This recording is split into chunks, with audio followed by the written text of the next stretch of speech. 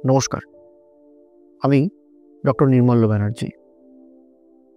আজকে যে বিষয় নিয়ে কথা বলবো সেটা হচ্ছে টিউমার টিস্যু অথবা টিউমার স্যাম্পল করার ক্ষেত্রে যে প্রধান দুটি পদ্ধতি ব্যবহার করা হয় তাদেরকে বলে এফএনএসি এবং বায়োপসি।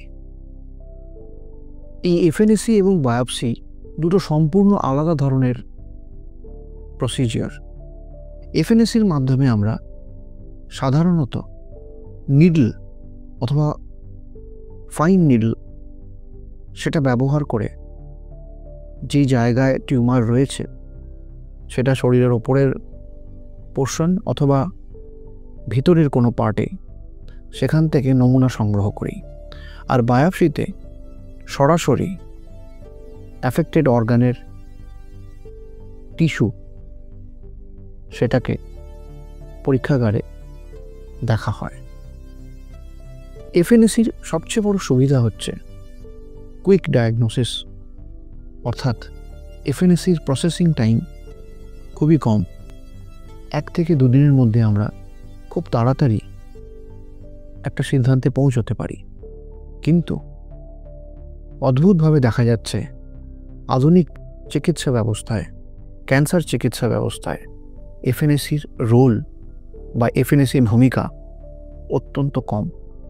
তার কারণ এফএনএসির মাধ্যমে অধিকাংশ পরীক্ষা বা অ্যান্সিলিয়ারি টেস্টিং সেটা করা যায় না। এটা একটা লিমিটেশন এফএনএসির। তার কারণ হচ্ছে সরাসরি কোনো টিস্যু বা সরাসরি যে অঙ্গ বা যে জায়গায় টিউমার হয়েছে সেখানকার সাফিসিয়েন্ট টিস্যু আমরা এফএনএসির মাধ্যমে পাই না। এফএনএসি ডাইরেক্টলি সেই জায়গার কিছুটা সেল বা টিউমার সেলকে সংগ্রহ করে আমাদের একটা প্রাথমিক আইডিয়া দেয়। তাই এই মুহূর্তে দাঁড়িয়ে বায়োপসিকেই অনেকে এবং সারা পৃথিবী জুড়ে প্রেফার করেন এবং বায়োপসিকেই ক্যান্সার চিকিৎসায় একটা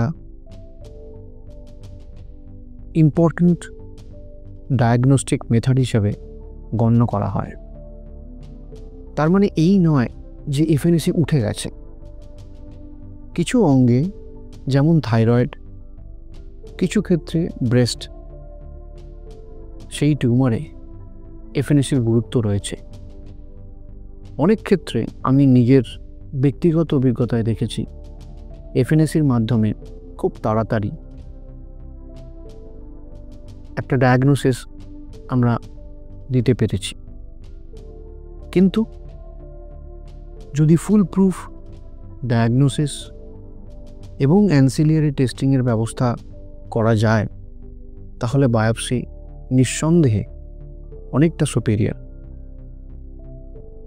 আজকে এই পর্যন্তই। পরের ভিডিওতে অন্য কোনো প্রসঙ্গ নিয়ে আলোচনা হবে। নমস্কার।